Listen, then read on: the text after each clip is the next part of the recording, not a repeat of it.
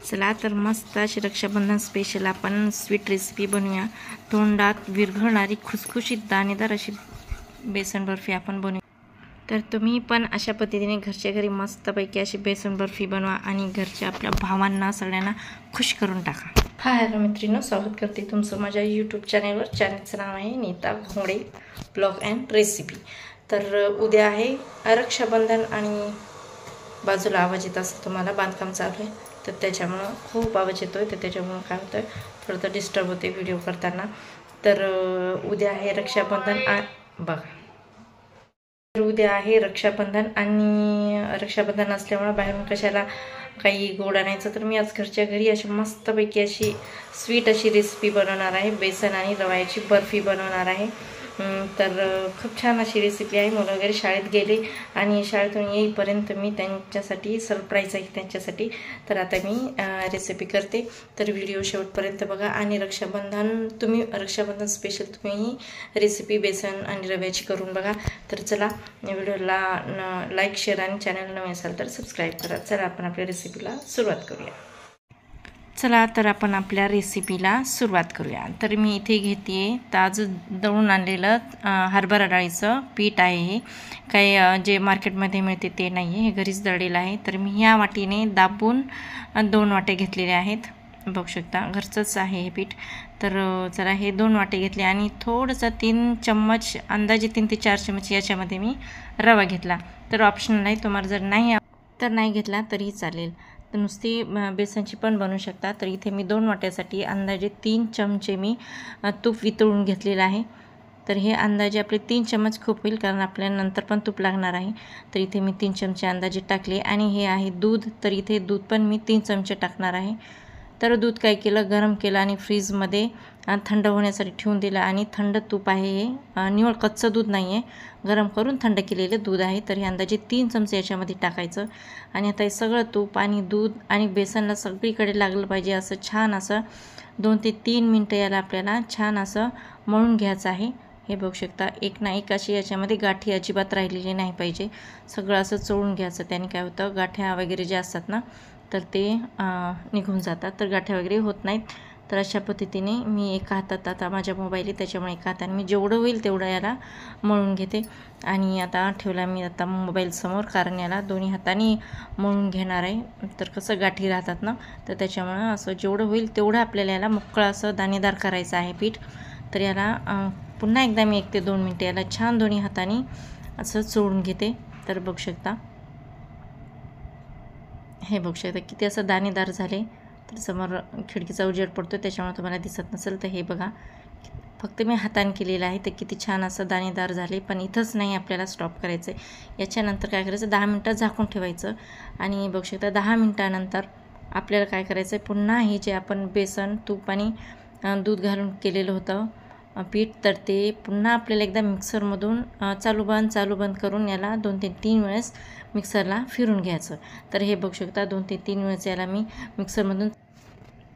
तर चला आता आपण तुपामध्ये आता हे छान बेसन भाजून घेऊया। तर 2 वाट्यासाठी मी 2 वाट्यापेक्षा कमी तूप घेतलेलं आहे, तूप वितळून घेतलेलं आहे, पुन्हा एकदा सांगते। आणि असं प्रमाण जर वापरलं ना, बर्फी एकदम दाणेदार होईल, अचूक जर प्रमाण वापरलं तर। आता हे आपल्याला सगळं मिक्स करून घ्यायचं आहे जेणेकरून तर याला मंद आचेवर आपल्याला 4 ते 5 मिनटं कंटिन्यू याला हलवत राहायचं, जेणेकरून कच्चं राहिलेलं नाही पाहिजे। आणि बघू शकता मस्त असं कलर वगैरे बदललेलं दिसत असेल तुम्हाला। तर जसं जसं हळूहळू आपण याला परतत जातो ना, फिरवत जातो ना, तर काय होतं, तूप सोडायला लागतं आपले पीठ। आणि याच्यानंतर मी कंटिन्युअसली सारखं 2 ते 3 मिनटं याला आपण मिक्स करून घ्यायचं। आणि थोडं थोडं दूध टाकत जायचं, अर्धी वाटीपेक्षा कमी दूध घेतले मी। तर हे थोडं थोडं टाकत जायचं, जेणेकरून आपली जी बेसन बर्फी आहे ते एकदम।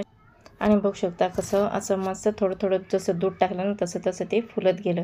आणि आता मस्त झालेलं आहे। आणि जर तुम्हाला ते मिश्रण जर थोडंसं पातळ वाटत असेल तर थोडंसं अजून जास्त 1-2 मिनटं त्याला परतून घ्यायचं, म्हणजे व्यवस्थित होईल।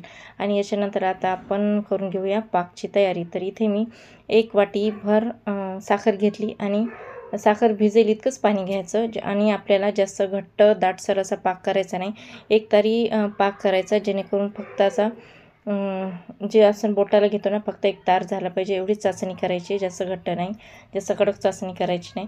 आणि बघू शकता थोडंसं वेळ बाकी आहे याला व्हायला. तर आता मी हे थोडंसं अजून एखादा मिनटं परतून घेते. आणि तर चला आपली चाचणी वगैरे बनवून तयार आहे. तर आता जे आपण बेसन भाजलं होतं तर त्याच्यामध्ये आता हे थोडं हळूहळू टाकत जायचं. आणि एकदा जर टाकलं तर पातळ होईल, तर त्याच्यामुळं थोडं थोडं टाकायचं आहे.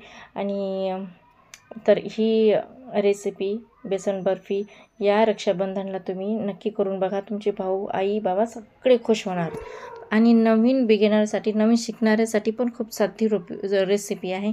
व्यवस्थित फक्त काय प्रमाण जे आहे ना ते तेवढं टाकायचं, तर त्याच्यामुळे कोणतीही रेसिपी अशी बिघडणार नाही. तर बनवून आपलं मस्त असं तयार झालेलं आहे. तर या कंटेनरला मी तूप लावलेलं आहे. तुम्ही याच्या जागी प्लेटमध्ये पण करू शकता, याच्यावर बटर पेपर पण लावू शकता, पण सध्या माझ्याकडे नाही तर त्याच्यामुळे मी त्याला तूप लावलं. आणि स्प्रेड करायचं थोडंसं असं मस्त प्लेन करून घ्यायचं एका वाटीने किंवा जो आपण सराटा घेतला होता पळी त्याने.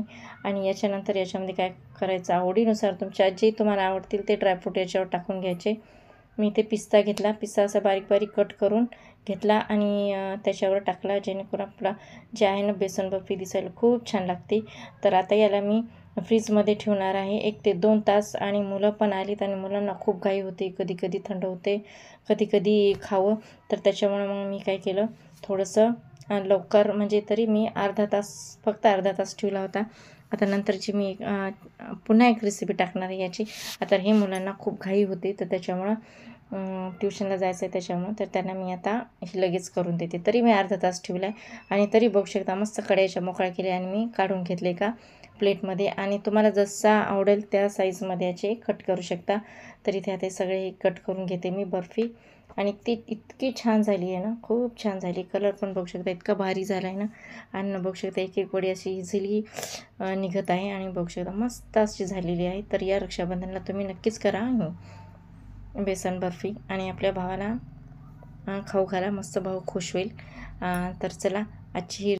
तर मुलांना वाटलं मम्मी तर म्हणली 2 तास ठेवायची आणि अर्ध्या तासात कशी झाली असेल, तर थोडासा त्यांना डाऊट येत होता, पण त्यांना इतकी रेसिपी आवडली, खूप आवडली बेसन बर्फी.